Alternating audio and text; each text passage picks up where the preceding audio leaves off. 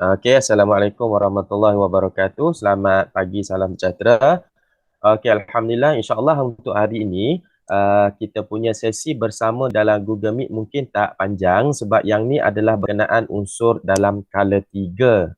Okey, unsur dalam kala tiga kita akan bincang, dia tak sama macam perbincangan dalam unsur dalam kumpulan 1 dan kumpulan 17.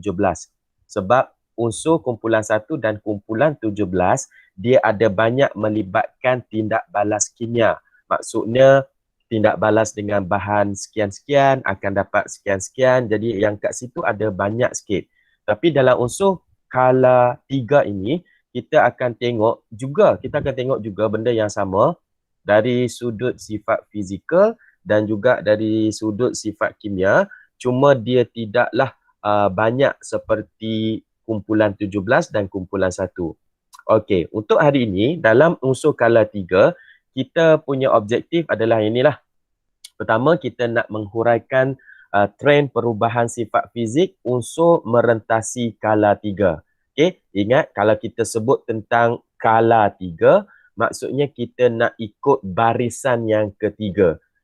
Kenapa kita ambil skala 3, tak ambil skala 1? Sebab dalam jadual berkala, skala 1 cuma ada dua unsur je. Yang hidrogen dekat belah kiri, helium dekat belah kanan. Jadi nak cerita banyak tak boleh. Jadi kita ambil hak rendah sikit, iaitu skala 3 sebab dia ada beberapa unsur dan di situ kita boleh study, boleh kaji, boleh fahami lebih sikit lah. Okay, kalau lah ada kawan-kawan tanya, kenapa kena belajar skala 3 je? Kenapa tak skala 1, tak skala 2? Okey, kita ambil hak tengah-tengah macam ni supaya kita boleh ambil contoh unsur yang banyak sikit dan kita boleh aplikasi pada skala yang lain. Okey. So pertama kita akan tengok dari sudut trend perubahan fizik. Yang pertama perubahan sifat fizik. Okey, control black. Yang kedua, okey, yang ini mungkin saya nak minta belajar untuk salin dahulu laporan eksperimen, tapi bukan hari inilah, bukan sekarang lah. Eksperimen untuk melihat perubahan sifat kimia oksida. Ni nak kena explain dulu. Perubahan sifat kimia oksida unsur apabila merentasi skala 3. Yang ni terus dia direct kepada oksida unsur itu. Kalau dalam kumpulan 1, contohnya kita belajar ahli kumpulan 1, lithium, natrium, kalium. Kita akan belajar one by one macam tu. Kumpulan 17, klorin, bromin. Kita belajar satu-satu macam tu. Tapi unsur dalam skala 3, untuk sifat kimianya tu, kita bukan tengok kalau dalam skala 3, okey saya bawa tunjuk contoh sikit. Okey, mana unsur skala 3? Okey, unsur skala 3 yang terdiri daripada natrium, magnesium, aluminium, silikon, fosforus, sulfur, klorin dan juga argon. Kita tidak tengok sifat kimia dia untuk satu demi satu macam ni. Sebab mereka kumpulan lain-lain. Skala je sama, skala 3. Jadi of course sifat kimia dia memang berbeza. Okey, tambah-tambah argon. Lagilah argon duduk kumpulan 18. Dia tidak ada tindak balas kimia. Tetapi yang kita nak tengok dalam skala 3 ini adalah dari sudut perubahan sifat kimia oksida unsur. Jadi untuk oksida unsur, kejap lagi kita menekankan sebab ada eksperimen sebenarnya. So pakak-pakak berdoa supaya kita boleh balik ke sekolah semula. Bolehlah kita tengok secara real dalam makmal dan sebagainya. Okey? Dan yang ketiga, objektif kita hari ini adalah untuk memerihalkan kegunaan unsur separa logam. Jadi yang ni saya tak berada banyak di sini. Sebab apa? Untuk kegunaan unsur separa logam, dia lebih kepada bacaan. Cuma awalnya tu saya akan terang konsep lah. Apa itu separa logam? Boleh. So kita tengok yang pertama. Kembali, menghuraikan trend perubahan fizik unsur skala 3. Bila sebut sifat fizik kita akan tengok secara fizikal. Okay, kita tak tengok secara tindak balas kimia ni. Kita tengok secara fizikalnya. Jadi untuk sifat fizik itu kita akan tengok kepada beberapa perkara. Yang pertama dari sudut saiz atom. Okay, secara umum tempoh hari untuk jadual berkala saya ada explain juga kalau tak silap. Okey. Dia merentasi kala dari kiri ke kanan. Dia sebenarnya untuk keseluruhan apabila menuruni kala dulu. Unsur yang berada di atas kecil kalau menuruni kumpulan. Yang berada di bawah besar menuruni kumpulan. Tapi bila merentasi kala, dia akan jadi kecil balik. Okay. Menuruni kumpulan makin besar, merentasi kala semakin kecil. Okay. Kalau tempoh hari menuruni kumpulan, kita dah explain kenapa dia menuruni kumpulan saiz makin besar. Di sini adalah disebabkan oleh pertambahan, pertambahan petala. Okey, sebab kala satu ada satu petala. Satu petala tu apa? Satu bulatan. Petala dua ataupun kala dua ada dua bulatan. Ni kala dua. Okey. Ada orang masuk. Okey, Ayu ni. Okey, kala tiga dia ada tiga bulatan. Jadi semakin banyak bilangan petala, semakin besarlah nombor kalanya. Jadi saiznya semakin bertambah. Ada lagi yang masuk? Okey, nanti Syafawati kena share macam mana buat boleh masuk auto. Saya tak perlu tekan butang admit. Okey. Dan apabila merentasi kala dari kiri ke kanan, kalau ikutkan bilangan petala merentasi kala ni sama. Okey, kalanya mesti sama sebab kala 3 mestilah ada 3 petala semuanya. Tapi jadi semakin kecil. Yang ni yang kita nak explain, nak bagi faham. Kenapa jadi semakin kecil? So kita tengok kepada saiz atom lah. Merentasi kala kenapa saiz atom makin kecil? Okey, ni poin pertama tadi kita dah sebut. Merentasi kala dari kiri ke kanan jadual berkala, saiz berkurang. Okey. Kita dah belajar di peringkat awal jadual berkala, atom-atom unsur disusun mengikut pertambahan nombor proton. Okey, hak ni kena ingat. Okey, sebab tu saya pesan jika ada termiss kelas, tolonglah tonton video kita yang sebelum-sebelum ni. Kita ada mention benda ni. Atom disusun mengikut pertambahan nombor proton. Okey. Kita dah belajar sebelum ni juga dalam tajuk struktur atom. Proton adalah zarah, zarah subatom yang bercas positif. Okey. Proton adalah bercas positif. Jadi bila proton bertambah, cas pada nukleus juga akan bertambah. Cas apa? Cas positif. Okey nah. Bila cas positif, nukleus bertambah. Jadi nukleus yang bercas positif ini akan menarik elektron semakin kuat. Kenapa dia tarik elektron? Sebab elektron adalah bercas negatif. Okey, nukleus bercas positif akan tarik elektron yang bercas negatif. Bila proton makin banyak, tarikannya tu akan jadi semakin kuat. Jadi bila semakin kuat, elektron akan tertarik lagi rapat, lagi menghampiri, semakin hampir kepada nukleus. Jadi sebab itulah saiznya akan jadi semakin kecil. Sebab apa? Yang kat sini pun dia ada 3 petala. Elektron semua berada pada petala ni. Yang ini pun ada 3 petala. Tetapi elektron ataupun petala ni jadi rapat-rapat menghampiri nukleus. Sebab tarikan nukleus itu adalah kuat. Orang tanya, kenapa tarikan nukleus makin kuat? Sebab casnya bertambah. Kenapa casnya bertambah? Sebab dari kiri ke kanan, protonnya bertambah.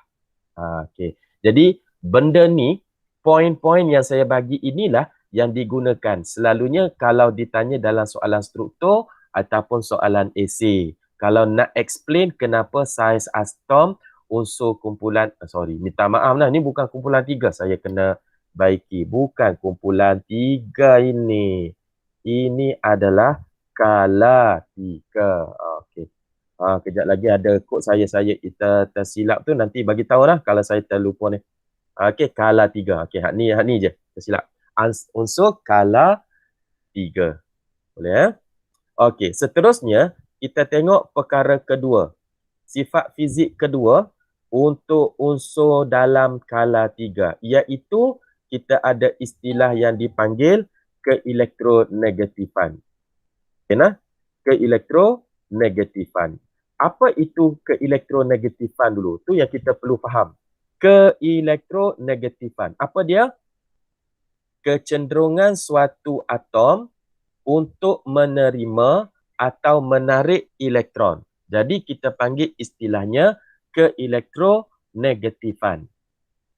Kenapa dipanggil istilah keelektronegatifan? Sebab elektron ni kan bercas negatif.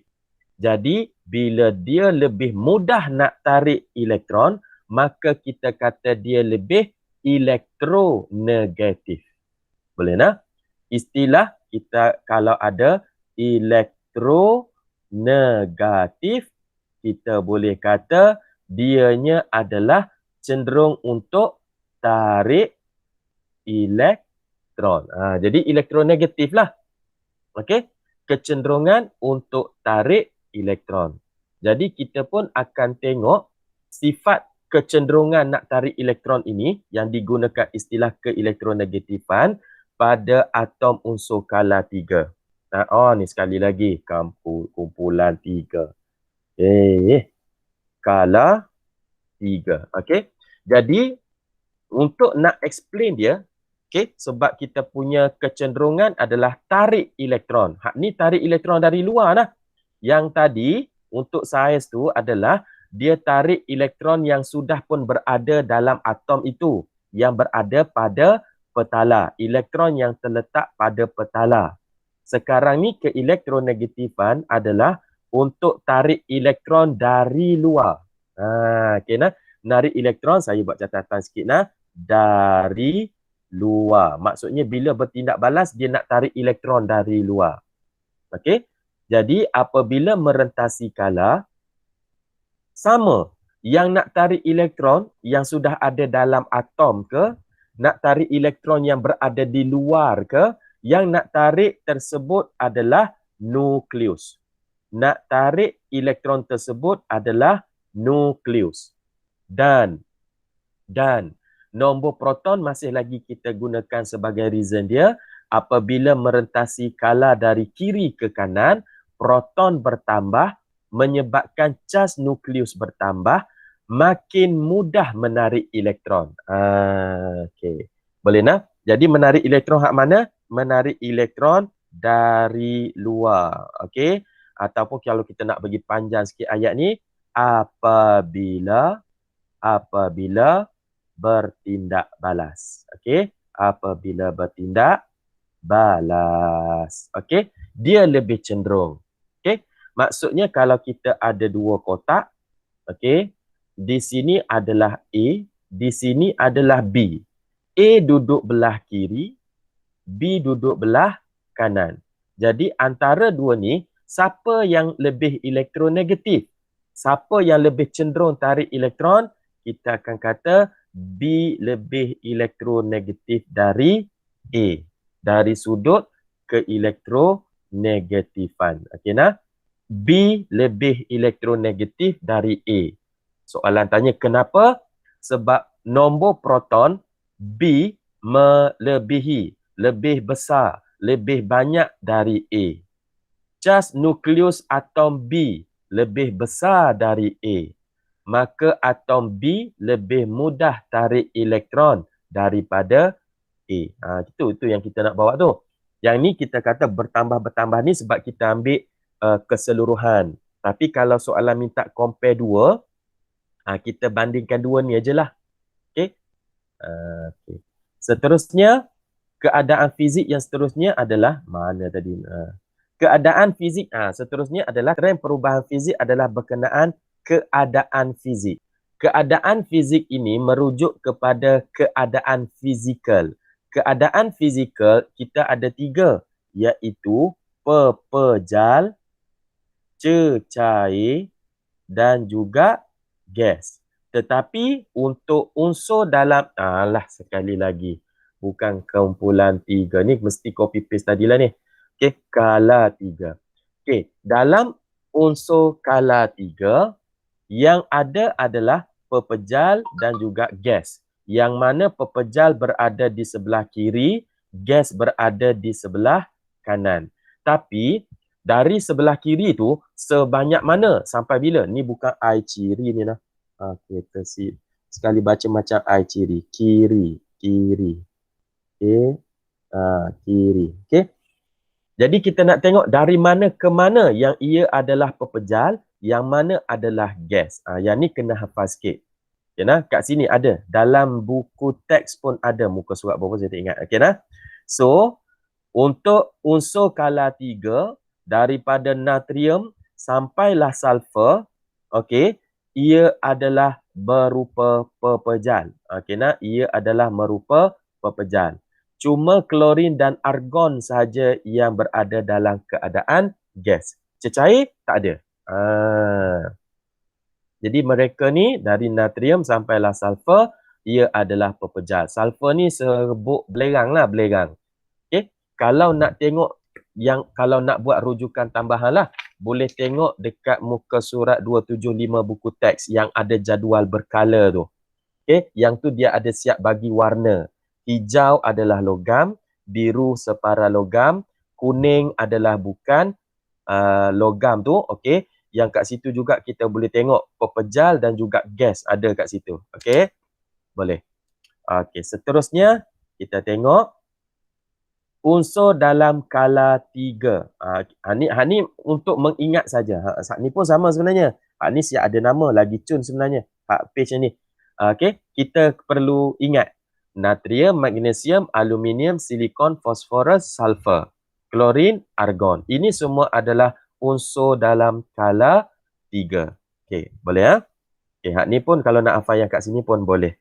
Okey, untuk slide-slide yang ni, hak ni secara umum aja. Dalam dalam kita punya ni dia tak adalah menekankan sangat, tapi kalau nak baca sebagai pengetahuan umum boleh.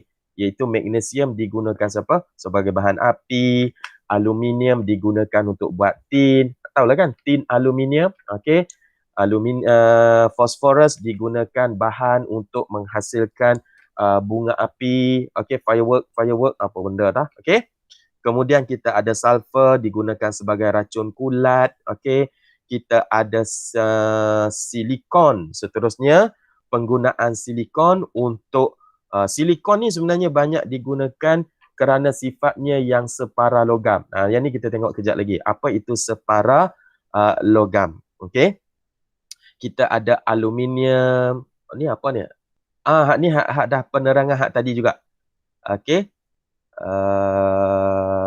Okey. Seterusnya yang kedua, okey, untuk sifat fizik kita dah pun tengok. Sekarang ni kita nak tengok berkenaan perubahan sifat kimia oksida unsur. Ni hak yang kedua tadi. Sifat kimia oksida unsur. Okey nah. Yang mana apabila merentasi kala, sifat oksida berubah daripada oksida base. Ni yang kita nak kena belajar. Oksida amfoterik dan juga oksida asid. Okey. Jadi yang kat sini yang kita nak kena terangkan. Ada saya tambah ke tadi? Tak ada. Okey. Apa maksud oksida base? Okey nah. Oksida base ini kita guna pen color merah. Okey, oksida base ini bermaksud dia base ni dia akan membawa kepada alkali. Dia akan membawa kepada alkali. Bermaksud oksida daripada yang datangnya oksida base ni bila kita campur air nanti dia akan menghasilkan sifatnya adalah alkali. Bolehnya? Maksudnya ni oksida base ni macam natrium, magnesium semua ni, okey, nanti dia akan bersifat alkali. So lawan kepada alkali adalah oksida asid. Yang mana ini nanti akan menghasilkan satu larutan yang berupa asid. Boleh nah? Bersifat asid. Okey. Oksida base merujuk kepada alkali, oksida asid merujuk kepada bersifat asid. Jadi kalau soalan tanya apakah yang berlaku? Contohnya oksida base ni diletakkan pada kertas litmus merah lembap. Jadi kalau kertas litmus merah lembap jumpa alkali, dia akan bertukar jadi warna biru. Kalau oksida asid pula dijumpakan dengan kertas litmus biru lembap, so dia akan bertukar jadi merah sebab dia bersifat asid. Dan yang pentingnya adalah, antara yang pentingnya adalah pelajar-pelajar hafal yang ni. Oksida amfoterik macam mana pula? Oksida amfoterik, adakah dia berbase? Bukan. Adakah dia berasid? Bukan. Dia adalah amfoterik. Macam mana nak faham amfoterik ni? Dia boleh menunjukkan okey, kedua-dua sifat. Kedua-dua sifat. Okey, sifat apa? Sifat base pun boleh, sifat asid pun boleh, bergantung kepada siapa yang dia jumpa. Contohnya, aluminium amfoterik ni, aluminium oksida, dan ini salah satu-satunya. Okey, tolong hafal. Kalau soalan tanya untuk oksida base, banyak. Natrium oksida, kalium oksida, okey, banyak lagi. Sama juga oksida asid, banyak lagi. Nitrogen dioksida, semua ada. Semua sini adalah oksida asid. Tapi untuk amfoterik hanya satu dan satu-satunya adalah aluminium oksida. Harapnya hafal lah, aluminium oksida. Jadi aluminium oksida yang amfoterik ni, dia boleh bertindak balas dengan dengan base, dan dia juga boleh bertindak balas dengan asid. Cuma apabila dia bertindak balas dengan base, dia berperanan sebagai asid. Kalau dia bertindak balas dengan asid, amfoterik ni berperanan sebagai base ataupun alkali. Jadi senang nak cerita, kita tengok orang yang au lah. Okey nah. Okey, maknyah ke apa ke? Okey, kalau maknyah duduk dengan orang lelaki akan nampak dia tu semacam macam perempuan. Tapi kalau depa ni duduk dengan geng-geng perempuan, orang pun kata, perempuan apa macam ni kasar, nampak lelaki. Dia konsep dia lebih kurang macam tu lah. Okey nah. Okey, so boleh faham nah, sifat kimia oksida unsur berada di sebelah kiri bersifat base, berada di sebelah kanan adalah bersifat asid. Okey, yang lainnya adalah kita akan tengok berkenaan bukan yang ni. Sifat kelogaman unsur dalam kala 3. Okey, nah ni yang kita nak kata ada separa logam tu. Okey, saya dah letakkan 3 kotak kat sini. Kotak yang pertama terdiri daripada natrium, magnesium dan aluminium. Ini semua adalah logam. Okey, yang kotak yang terakhir, okey, dia ada 3 kotak kat sini yang terdiri daripada fosforus, sulfur, klorin dan juga argon. Okey, ini semua adalah bukan logam. Dia tak sama macam tadi nah. Tadi kita tengok keadaan fizik, pepejal dan gas. Okey, sekarang ni kita tengok dari sudut kelogaman. Sudut kelogaman. Jadi silikon ni macam mana? Logam ke bukan logam? Ni yang kita ada istilah yang dipanggil separa logam. Ataupun ada juga istilah dipanggil metalloid. Ini lebih kepada English lah. Okay, separa logam. English sebenarnya dipanggil semi metal. Okay nah. Tapi dia ada istilah metalloid, separa logam. Okay, separa logam ni macam mana? Ada kegunaannya juga. Okay nah. Jadi kita tengok kegunaan dia, separa logam. Ni kegunaan dia yang utama. Boleh ingat tak tadi tu? Unsur yang menunjukkan sifat separa logam, silikon. Boleh ya? Okey, jadi kegunaannya, ni yang nak ditanya. Kegunaan logam banyak dah orang tahu. Kegunaan klorin semua ni banyak dah tahu sebab kita dah belajar tentang sifat kimia dia semua tempoh hari. Jadi yang separa logam ni, okey, ni yang kita nak kena ingat. Okey. Untuk unsur separa logam, dia mempunyai kedua-dua sifat. Okay, nah, kita highlightkan. Mempunyai kedua-dua sifat, iaitu mempunyai sifat logam dan juga sifat bukan logam. Sama macam amfoterik lah. Cuma amfoterik tadi tu, kita gunakan untuk sifat oksida unsur. Boleh nah? Yang ini dari segi kelogaman. So bila dia ada dua-dua sifat ni, logam dan bukan logam, jadi dia digunakan untuk dijadikan konduktor elektrik pada suhu yang tinggi. Boleh nak? Okey, boleh nak? Dan bila dia boleh gunakan konduktor elektrik pada suhu yang tinggi, okey. Kena ingat pada suhu tinggi, ini nota dia.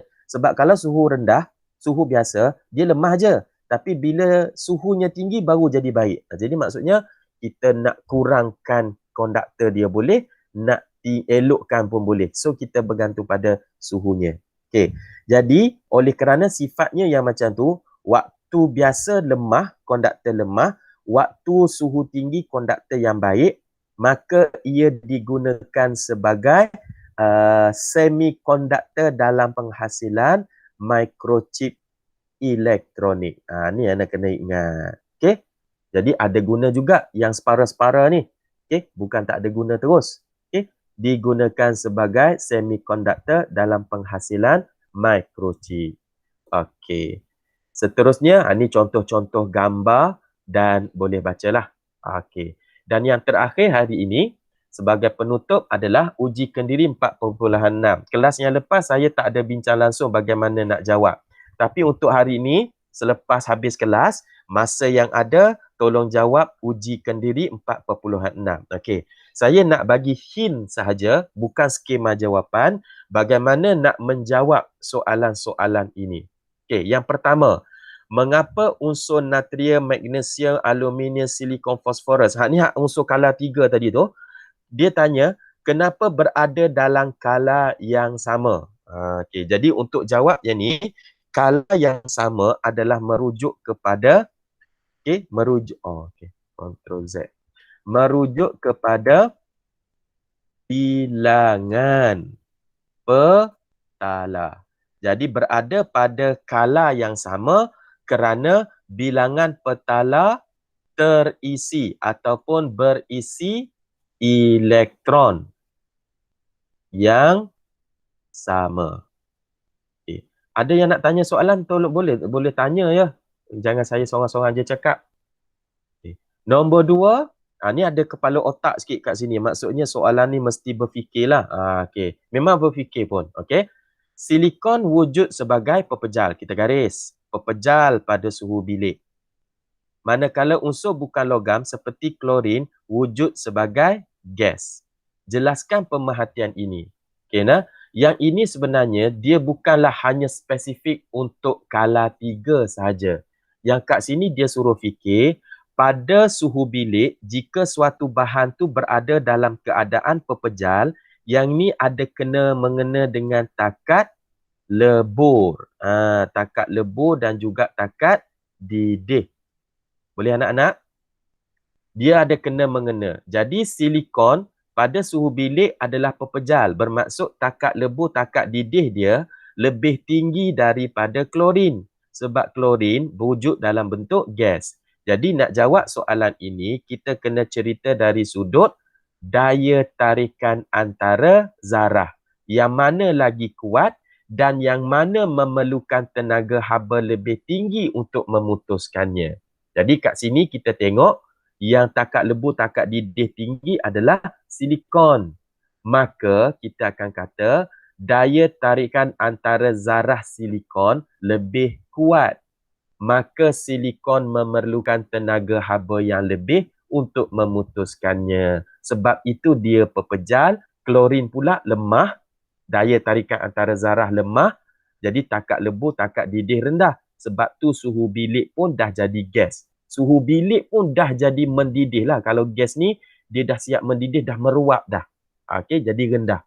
Jadi kenapa rendah? Sebab ikatan antara zarah yang lemah memerlukan tenaga yang kurang untuk memutuskannya. Okey, harap-harapnya boleh membantu. Nombor 3, okey, dia bagikan unsur-unsur dalam kala 3, ada kala 2 sikit saja. Okey, cuba kita tengok. Dia bagi gambar otak juga ni, untuk fikir juga ni. Jika dibandingkan antara aluminium dan klorin, ni aluminium dengan klorin, yang manakah mempunyai saiz yang lebih kecil? Kalau kita belajar tadi, hak duduk belah kanan akan jadi lebih kecil. Jadi klorin lebih kecil. Okey, unsur manakah saiz yang lebih kecil? Jadi atom klorin. Jawapannya atom klorin. Nak jelaskan jawapannya? Sebab tadi kita guna jawapan adalah merentasi kala. Tapi sekarang ni dia bukan tanya keseluruhan kala tu. Dia tanya dua sahaja. Dia tanya dua sahaja. Maka kita akan bagi tahu bandingkan atom klorin dengan atom aluminium lah. Maksudnya kita akan cerita dari sudut pertama, proton. Proton pada atom klorin lebih banyak. Jadi yang kedua, cas nukleus. Cas nukleus klorin lebih kuat. Jadi yang ketiga, okey, dia akan tarik elektron lagi kuat. Boleh nah? Okey. B, unsur manakah yang akan membentuk oksida amfoterik? Macam saya sebut tadi, untuk oksida amfoterik cuma satu. Satu dan hanya satu-satunya, iaitu aluminium. Okey, jawapannya unsur mana akan membentuk oksida amfoterik?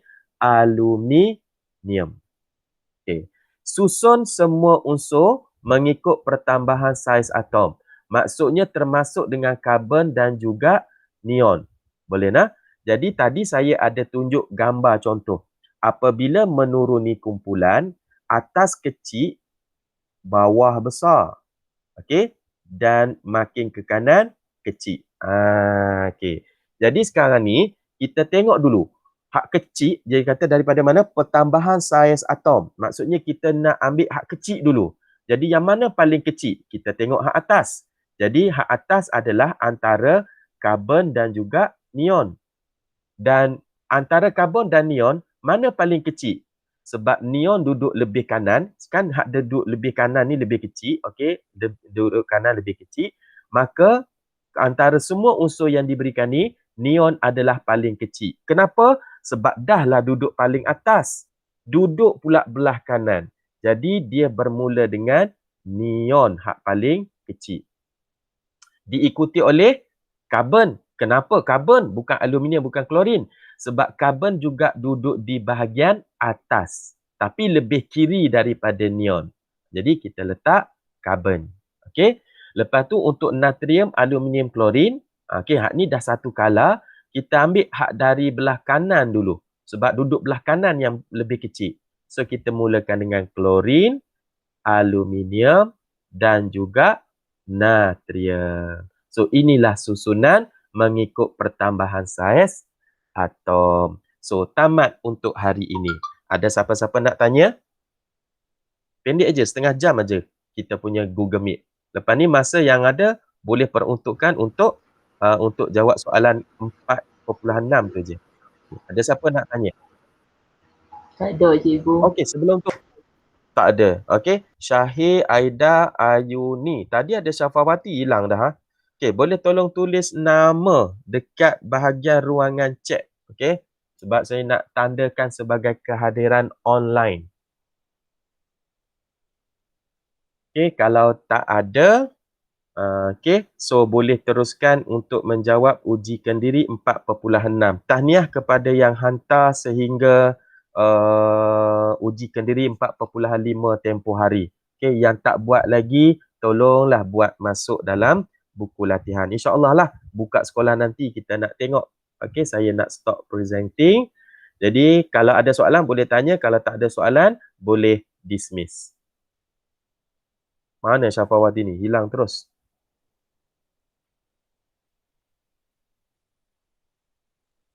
Tak ada. Okey, dah mula ni. Has left meeting. Syahir, Aida, nak keluar lagi?